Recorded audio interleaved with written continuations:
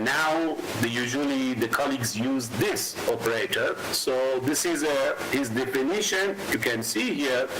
And if we want to talk with this operator according to the Riemann-Liouville integral operator, it is like n minus alpha Riemann-Liouville integral of nth derivative. So here, if you use the Caputo fractional derivative, you can use the initial condition as a normal. Okay. And then in 1993, Samko and Ross, they introduced the order as a function. So it's called as a variable order, or we can say it's a function order. So now it's called as variable order. So it can be a function of one variable or two variable or more. And according to the definition, different definition, we have also Caputo variable order derivative, Riemann-Liouville, and also Graham-Letnikov, and also Lorentz and Hartley. So here also I want to go with this type of derivative. And another thing I must mention here, look, this function must be bounded at the moment, because if we want to talk about the existence and uniqueness of the solution, some researchers, they have discussed about the bounded function. So maybe in future also for unbounded function also we can discuss. But now the function we consider as a bounded function. Can you hear me?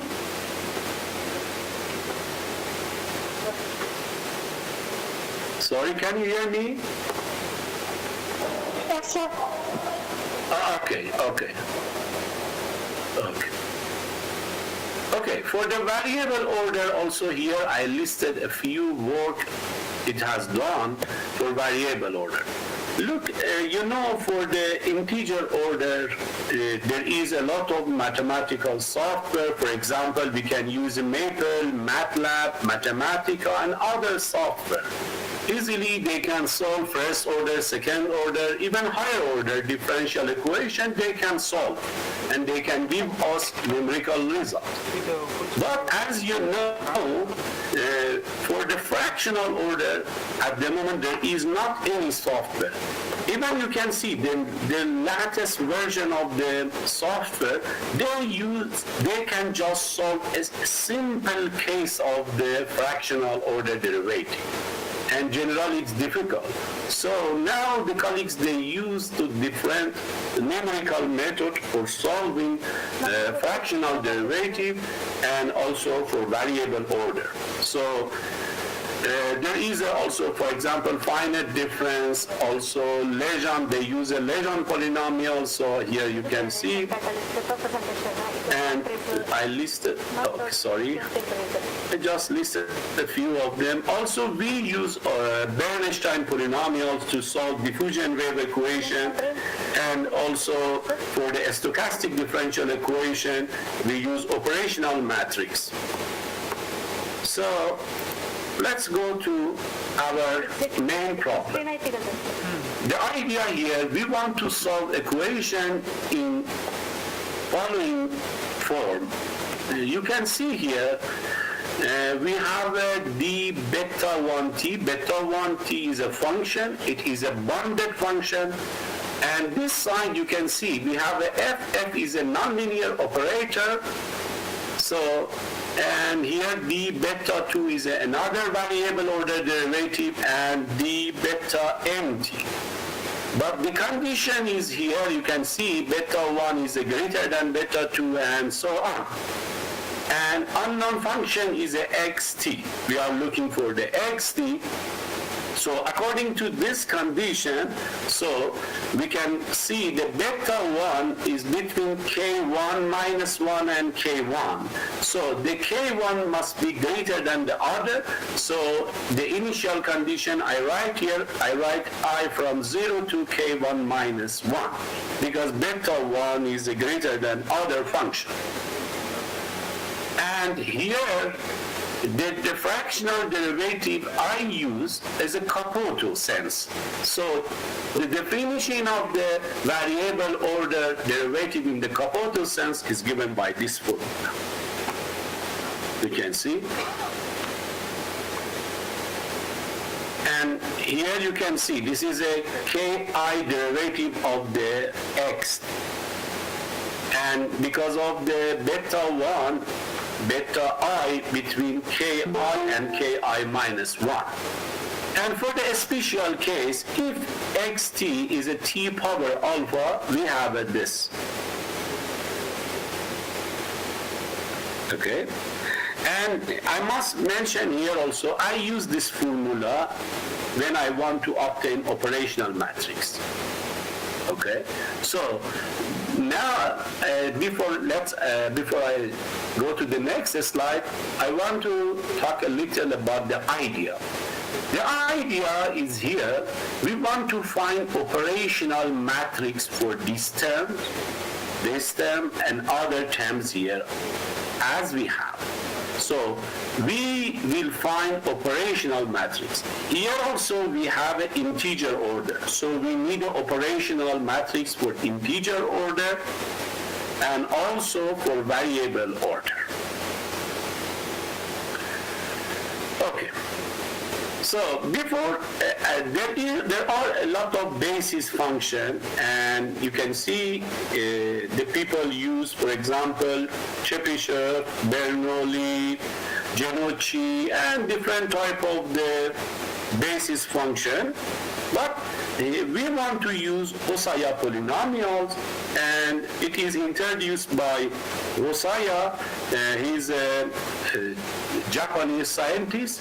He introduced a formula for the connected graph. We can find the Hosoya polynomials by this formula, equation 3. And I want to say here what is the dJr. dJr means the distance of two vertices has a r. The length is r. So now what I do, I want to use this formula for simple path. This is it's called as a simple path. So this is a simple path with one vertices, 2 and 3. So here I write the formula how to calculate the Hosoya polynomials. For example, here or in the best path, you can see what we do according to this formula. What we do, we must find the distance of vertices with length of 0. 0 means there is no distance. So you can see here 1, 2, 3. So this is a 3. Plus the distance of two vertices is a 1. So if 1 means, look at here, there is a 1 and another here. So we have a 2. So 2 C. And the last one, the distance is a 2. So distance 2, look at here, we have a just one connection between this and this. So 1 side 2.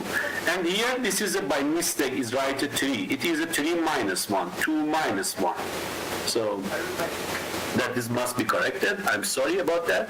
This is also, there is a misprint, r from 0 to m minus 1. And this is the general formula. So I want to use Hosoya polynomials based on the simple path. And you can see these polynomials are independent. So when it is independent, according to the approximation theory, we can use as a basis function. So we can approximate xt by Hosoya polynomials, and Cr is an unknown variable, and we must find it. But another thing here, we have a problem. You can see this is infinity terms. And we want to use calculation by computer, and it is impossible to calculate infinity terms. So we approximate xt by xm plus 1. It means we use m plus 1 terms of this. So I write r from 1 to m plus 1. CR HRT. So in the vector form, we can write CT HT. So H is a Hosoya polynomial, so it is noun, and then CT is an unknown vector, and it must be calculated. So to obtain the CT, we can use this formula. And here the Q inverse is an inner product of the HR and HR transform. And here you can see another thing I want to mention here. I consider between 0 and 1. But the advantage of this polynomials, if the interval is A to B, so between 0 to 3 or another interval, as you wish, you can change it from 0 or A to B. So because my example is between 0 and 1, I consider between 0 and 1. So if your interval is different, no need to shift the polynomials. Just you can put here A to B. Okay. Now we want to find the operational matrix. In this regard, I want to explain how can we find it. We can write HT as a ATM, and the matrix A, component of the matrix A, it's R minus S plus 1 when the R is greater than S, and otherwise it is a 0. And the Tm is a 1T and T power M. So from the equation 7, we can find Tm is a inverse HT. Now we need the ordinary derivative of the HT. So dt HT, we approximate HT by ATM. So if we take a derivative of that, we can write as a dHT. This D, this operator is a matrix. This side, d dt, is a first order derivative, and this side, this D is a matrix. You can see this is the matrix of D. So, and if we want to second order derivative and the third and even nth order derivative, we can use this formula and we can find dn, nth derivative of ht is a d power n. D power n. So this is a matrix. Please don't mistake by the notation of the derivative. D is a matrix. Okay, this is for the integer order. Now, for the fractional order. So if alpha is a real number, so if alpha is a real number, we can approximate d alpha ht by p ht, where p is a matrix. And here the proof of these theorems. So what we do, again, look, d alpha ht, d is a d alpha, and I write here h as a vector, h1, h2, hm. So we apply d alpha in all of this component. So if we apply, I said in the, when I write for I talk about the formula of the Caputo derivative. In the property, we calculated d alpha for the t power alpha. We can use that formula. So then we can find d alpha ht by this part, and again here for ts minus alpha minus 1. For this also, again we use approximation of the Hosoya polynomials. Then we can find d alpha hrt by this term. So the complement of the p is this part. Now finally, in the theorem 2, we will find the operational matrix for the variable order. So this side is a variable order, and this side, delta beta t, this is a matrix. This is a matrix. And delta beta t is a b power beta t a inverse. So now we will talk about that, how to calculate this. Okay, b beta t ht, and ht we write by atm. Now a is a constant matrix, it can be outside, so we can write as a b beta t tm. So now we can calculate this part. And here I write it again, b beta t ti is like this formula. So we can find, according to our beta t, you can see here a is a 0, 0, 0, and you can see gamma and tq minus beta. For the other terms, because of this property, they are 0. So we can write this in the matrix form like this part, Tm.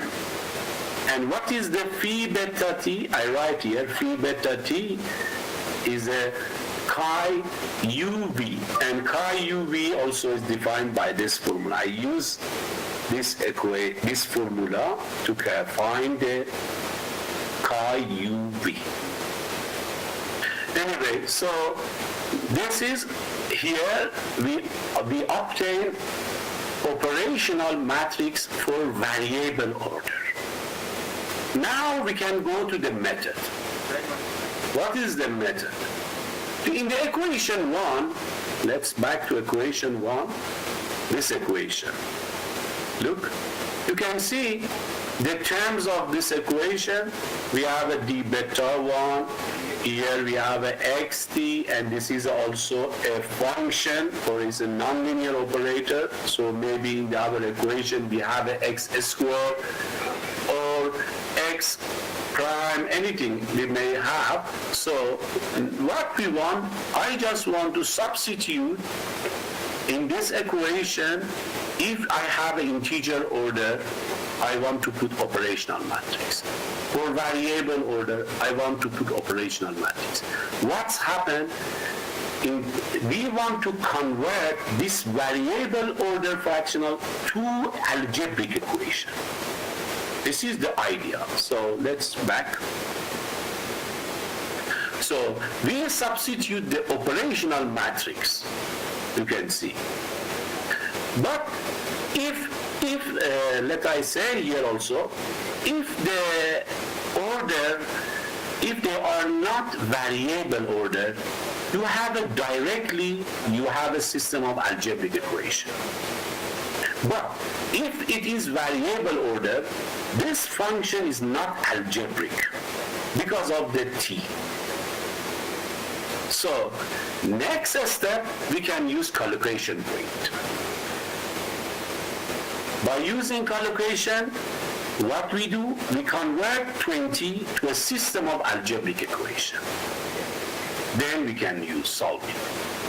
Easily we can solve it. So here, to convert this system to algebraic equation, I use collocation point, and TL I consider L, M, and L from 1, 2 to M plus 1 minus K1.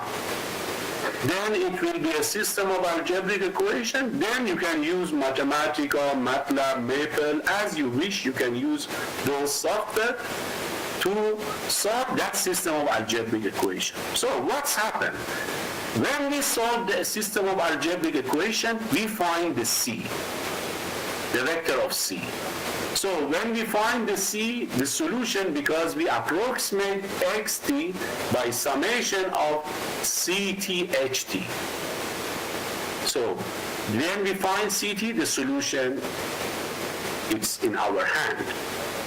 So now the next part, I just arrange a few examples. This is a variable order equation, you can see. And this equation, it is a linear case. we are looking for the xt, and beta t here I consider 2 minus sine squared, and you know this function is a bounded. The exact solution of this equation is a t power 5 over 2. This is the exact solution. Here, initial condition, we have a 0 and x prime is a 0 also. So for different value of m, we converted this equation to system of algebraic equation and we solve it. You can see m is a 3, 4, 5, 6. And you can see here, M3 is a red line, and then you can see when we increase M, the solution, the numerical result is going close to exact solution. You can see here. And in the next example, we consider a nonlinear variable order. This is a nonlinear variable order, and again you can see the beta t is a bounded function here. This is a nonlinear because of the x square here we have. And this h is a hypergeometric function, and it is also called as a convoluent hypergeometric function. This is also Indian. This h here. So the exact solution for this equation is an exponential function, and we, in the table 1, you can see we solve this example for different value of m. Even you can see for m is 2 also, the error is not too much. You can see, but when we increase m, you can see the error is done. So, and here also we plotted, you can see. And another thing here I must mention, m is 2 is a red color, and m is 4 and 6 is blue. And you can see that you cannot find the blue color here. You can see because it is a match with the exact solution. Even here you can see we zoom it, and you can see those is a fit with the exact solution. Now for this equation, the equation 1, I said variable order, also we can say multi-variable order, because you can see here we have one d beta 1 and d beta 2. So these two terms, they are variable order. So it's called, this type of equation is called also multi-variable order problems. Okay, this initial value problem, we solve this equation for different value of the beta 1 and beta 2. The exact solution is a t cube, and beta 1 and beta 2 also you can see we consider this function. These are a bounded function, and we find the solution. You can see m is 2, m is 3 and 4. Again you can see you cannot find the blue color and the green because it is a fit there with the exact solution. And here I arranged the table for different value of the beta 1 and beta 2. These two functions also we change the function, but I must mention that both of them are bounded. Okay, and the last example, also this equation has been solved in the 18 and 20 by other methods, but we use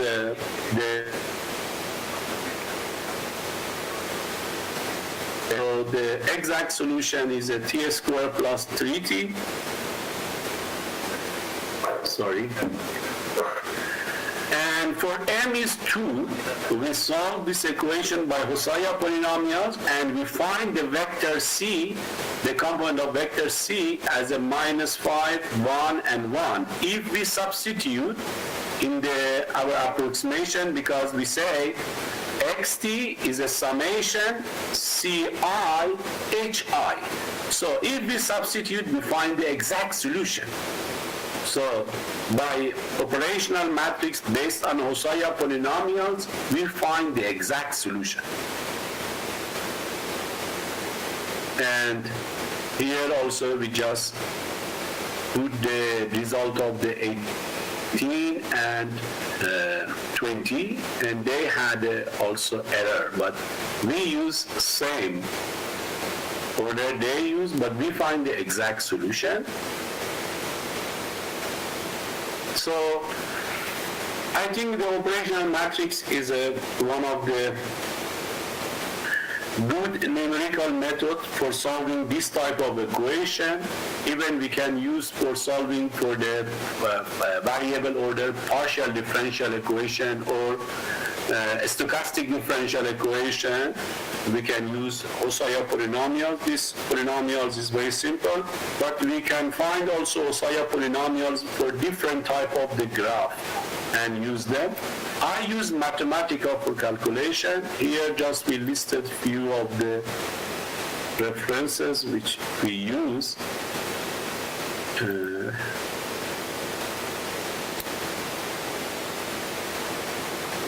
And if you need also this, this paper is published also recently. So let me close the screen and I back to talk. Okay. Is there any question, comments? Any questions from the audience?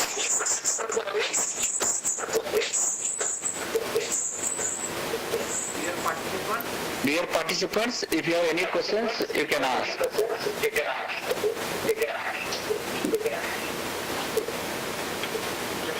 Japari sir. Yes. So your talk was excellent, very informative. On behalf of the organizing committee, wholeheartedly we thank for accepting our invitation. On behalf of Orion sir also we thank. And one small my question, sir. Yes. Can we compare Osaya polynomial solution with the wavelet basic solution? Yeah, thank you so much. That is a good question. Yes, you are right. And also, me and Dr. Hariharan, we are working also using wavelet for variable order. Yes, it is possible. Yes. And then, have you found any differential or integral equations using Osaya polynomials?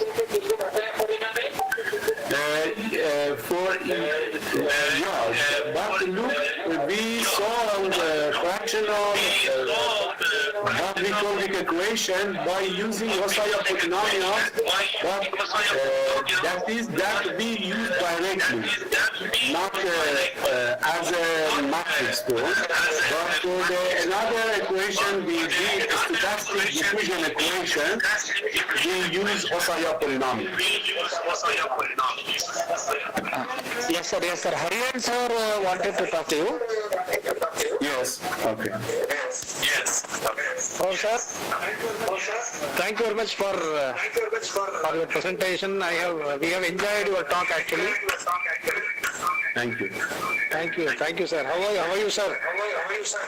I'm fine. I'm sorry I had to delay. Unfortunately, I didn't receive the link to that. I'm really sorry. No problem, sir. Thank you. Thank you very much. Thank you so much. Please pass my regard to the organizer of the conference. I really appreciate all of you.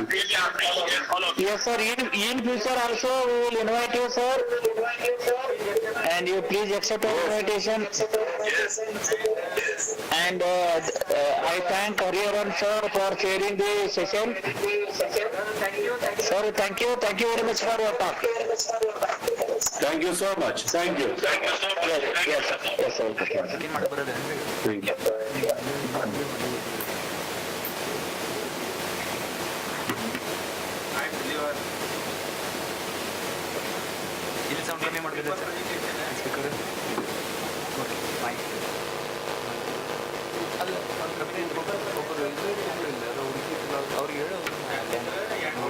ಬೇರೆ ಬೇರೆ